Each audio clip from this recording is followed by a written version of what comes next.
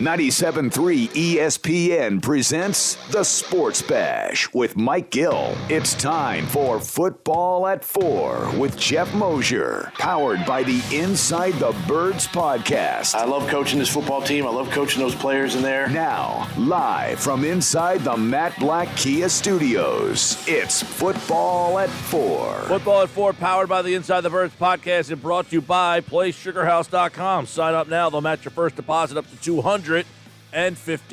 Geoff Mosher is in the house from InsideTheBirds.com and the Inside the Birds podcast.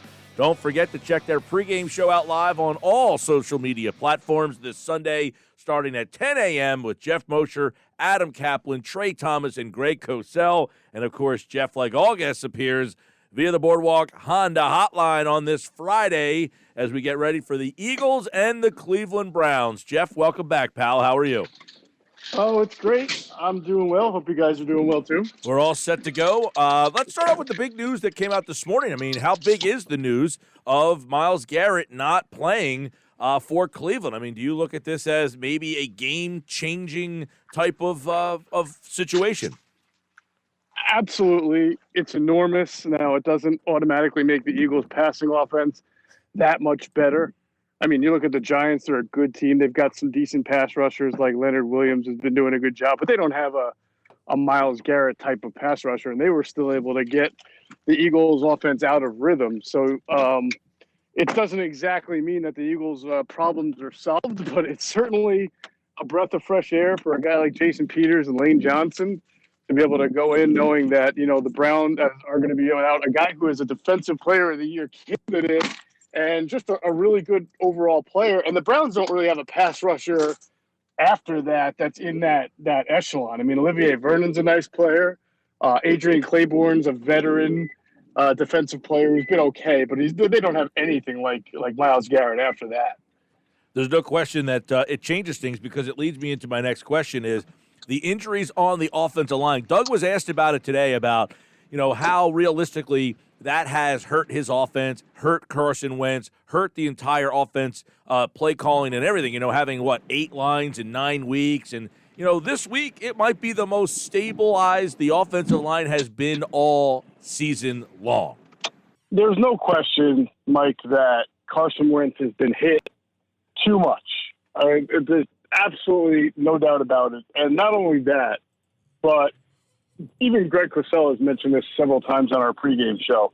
When he's not being hit, he is being asked to make a lot of throws with guys in his face because offensive linemen are not resetting the line of scrimmage. They're getting pushed back. You know, they're stalemated for a little bit, but eventually they allow that penetration. So there's no question that Carson's rhythm has been disrupted by that.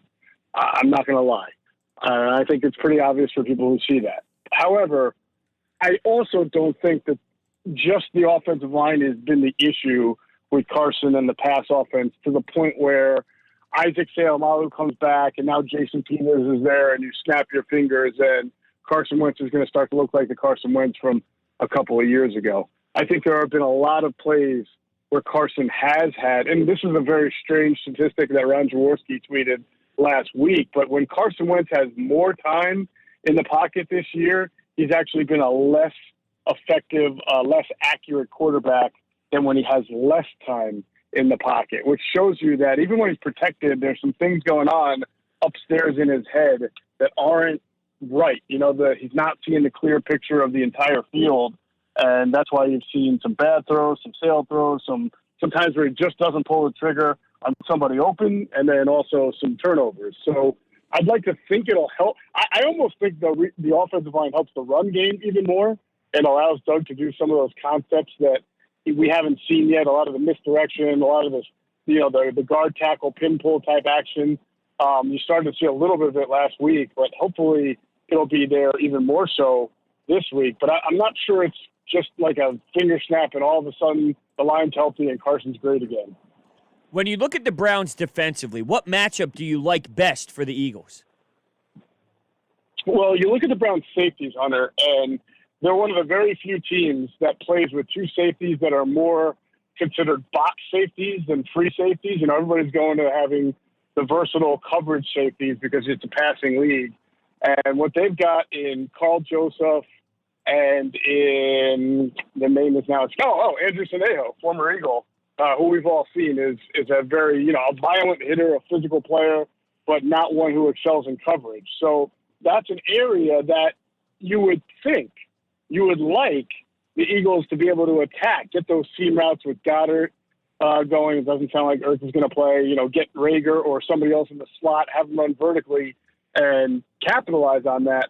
However, Doug Pederson also has to kind of understand that before he can walk, he's got to crawl with this offense. So before you start attacking the seams and going vertical, you would like to see the offense at least get some rhythm going on and Carson have his accuracy going before you just start flinging the ball down the field. So it's kind of a delicate game, I think, for Doug, where he's going to want to be aggressive downfield and take advantage of those safeties. And also Terrence Mitchell, I should mention. He's the other corner opposite Denzel Ward. Denzel Ward's very good. Terrence Mitchell has been a journeyman. He wasn't very good a couple of years ago with the Chiefs. And he is a guy you can pick on.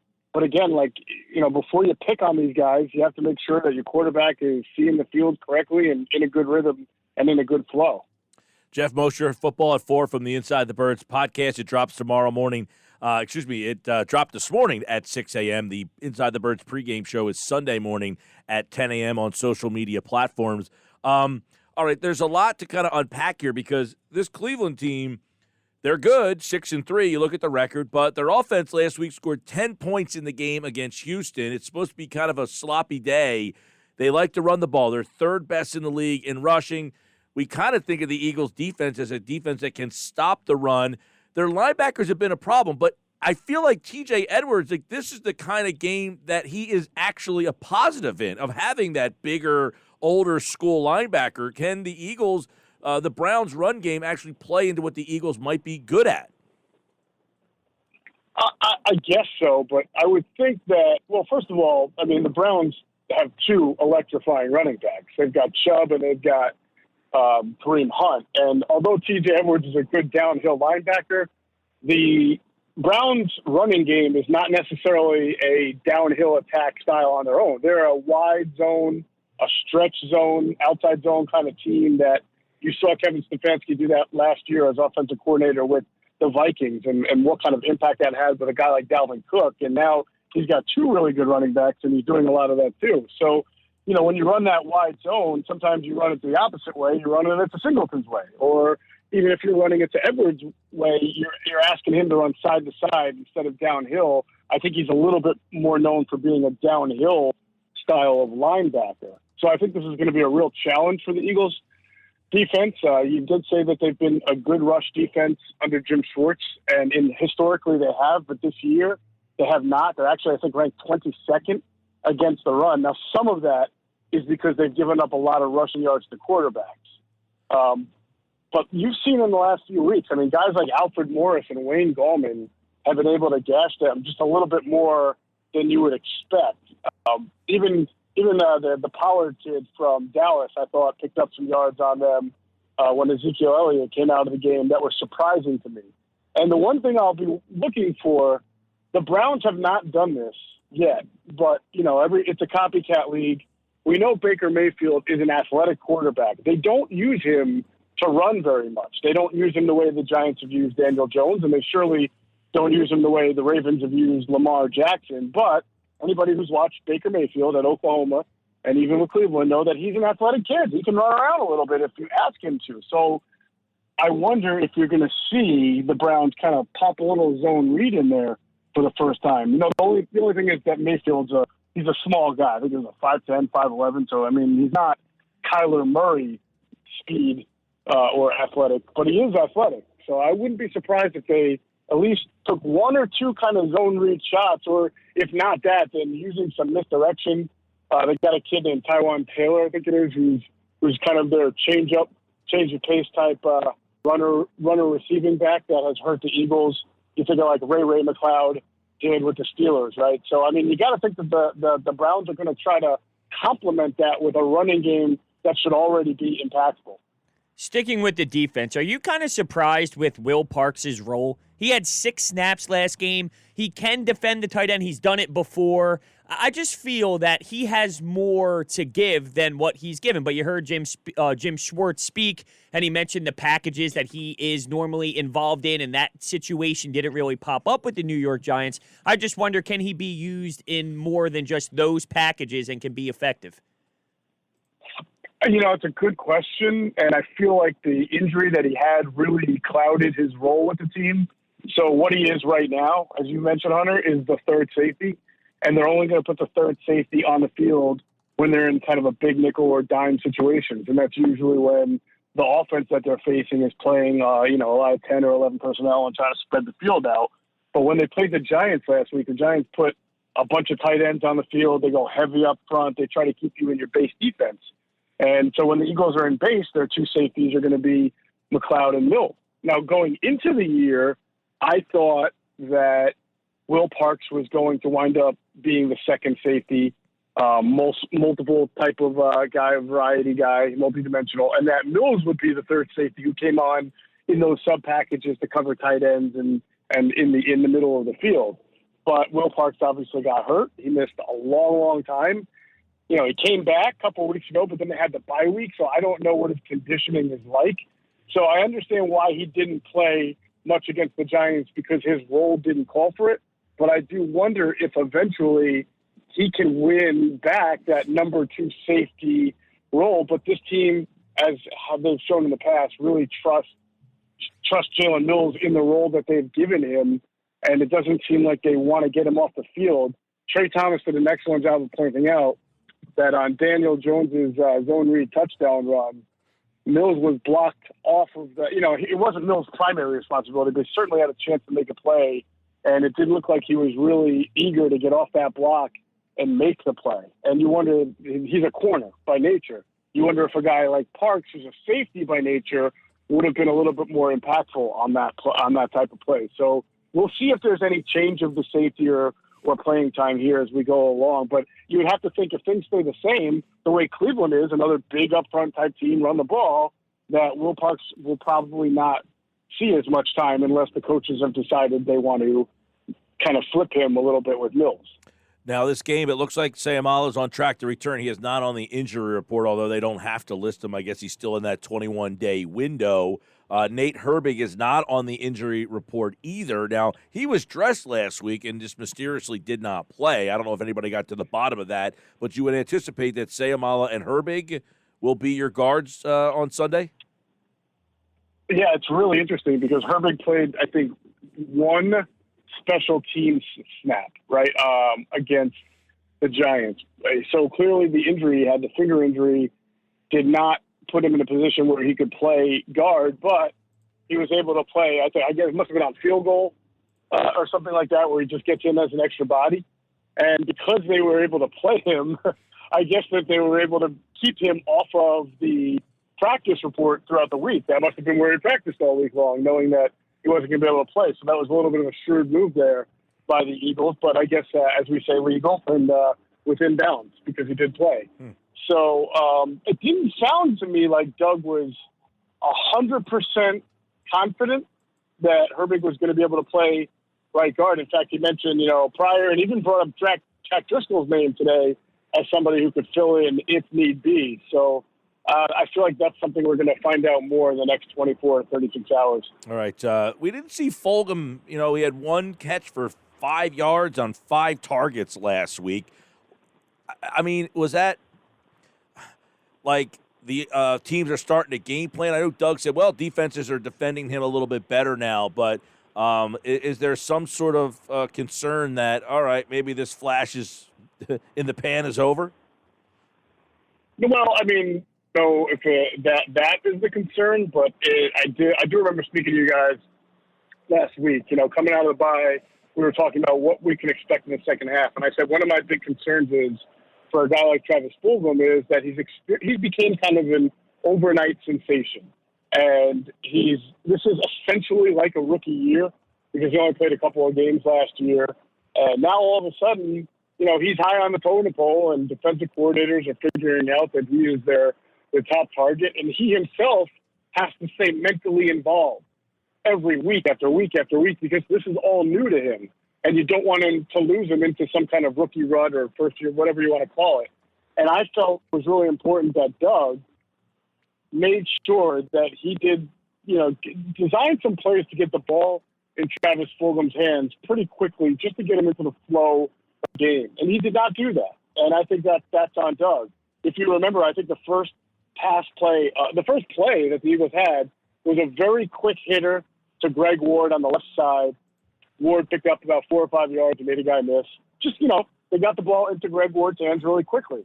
I felt like that's what they need to do more so with Travis Fulgham and Jalen Reagor. No disrespect to Greg Ward, but your playmakers are Fulgham and Reagor. And if you have Reagor, much like you asked with Fulgham, just running a bunch of fly routes and deep posts and not lining up in the slot or not catching a pass out of the backfield, then you're not doing a good job, in my opinion, of getting him involved and getting the ball in his hand. Yeah, I feel like, and this is something that we talked about, Doug's lack of creativity, the lack of the offense. I don't know that he's really had the personnel to do more, but he does now. Like, you can run jet sweeps. You can do more bubble screen stuff. Okay, maybe he didn't have that receiver that really fit the jet sweep mold or the bubble screens. But I think, Reagor is a guy that I was hoping to see more from in terms of creativity at this point. And I'm wondering, Doug kind of admitted that, he was hurt and, he's catching up. So, I don't know, maybe there's more there, but we haven't seen it. No, I mean, the guy's healthy and his conditioning is fine. So while, yes, his route running may be a little bit behind or his comfortability with Carson might be a little bit behind, to me, that screams more reason for Doug to find a way to get the ball in his hands with short stuff. Maybe not sending him 30 yards down the field and expecting him and Carson to be in a rhythm. So I look back on that last game and having lots of tape myself, and I thought Doug really fell short in a lot of areas that could have benefited his team. We can talk about Carson Wentz not helping out either and not being accurate and seemingly being lost, and all that's true, but Doug, I don't think, did enough to help out his team last game. What are your thoughts on the Jordan Howard signing? Is it more of a security blanket if Sanders is out for a week or two, or do you think he's going to try and implement him in with Miles Sanders as well and, use him as a different type of back? Yeah, I'm so confused. I'm not confused because obviously he's a power back and they can use kind of a grinder, and you saw Corey Clement placed on the COVID-19 list and everything. And I don't know. I guess what's mind-boggling to me, and maybe you guys agree or disagree, is if you want this guy because you want a power back, then why have you kept Elijah Holyfield on your practice squad all year long and not used him? What's the point of having Holyfield there if you're not going to use him, and then you are going to use up another spot on your squad, which teams are using their practice squad more than ever this year, to have a different power back? It doesn't make any sense to me. Then just cut bait with Elijah Holyfield and bring somebody else in on your practice squad who you can take a look at. To me, I just feel like there are guys that are taking up either spots on the 53 or spots on the practice squad, and you wonder what they're here for. Why is Jason Huntley? Justin Huntley, I always watch his first name. Why is Huntley here? Jason Huntley, right? He doesn't do anything. Sometimes he returns some kicks, but he just seems to be taking up a spot for whatever. And so we'll see what they do with Howard, Jordan Howard, and obviously he can't play this week, but maybe the week after there's a chance to get him on the field. But you have to ask yourself this, though. I mean, what happened to him in Miami that he's behind guys like Myles Gaskin and the kid that got now running the ball for him is someone Ahmed Salva or something like that I've never even heard of. And why is Jordan Howard only averaging 1.2 yards per carry? Right. We'll leave you with this. This news just came out that Press Taylor and Aaron Moorhead will not coach in the game. They are staying home for precautionary reasons, potential COVID exposure. So Press Taylor, Aaron Moorhead, I know they're just assistant position coaches, but how much, I think Press Taylor is the pass coordinator, but does that have any effect on the game? I mean, as far as the outcome, I don't know, but, how often do we talk about when Carson's not playing well, why do you not see him on the sidelines having a discussion with his positional coach about what's not going right? You see that.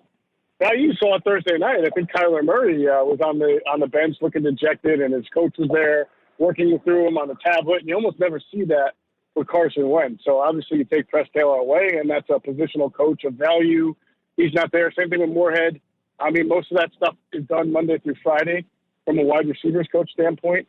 But somebody else is going to have to kind of deal with the rotations and packages and know when to get guys in and when to get guys out. They do have, I believe, an assistant wide receivers coach whose name is escaping me right now who can probably handle that. But, you know, I will say that's something that I believe every single team is dealing with. I think the Bengals are going to be without 3 or 4 of their coaches this weekend, and some other teams too. So that's just the world we're living in right now. All right. Ultimately, Sunday, obviously, every game at this point, you got to try to pile up a win somewhere. You got Cleveland to 2.5 point, 3.5 3-point spread, which kind of favors the Eagles in this spot.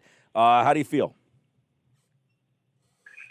Well, I would like to say I trust the Eagles to be able to capitalize on some of the advantages they have, but I really don't. I don't trust them offensively, and defensively, I'm not sure I trust them against a team that can run the ball.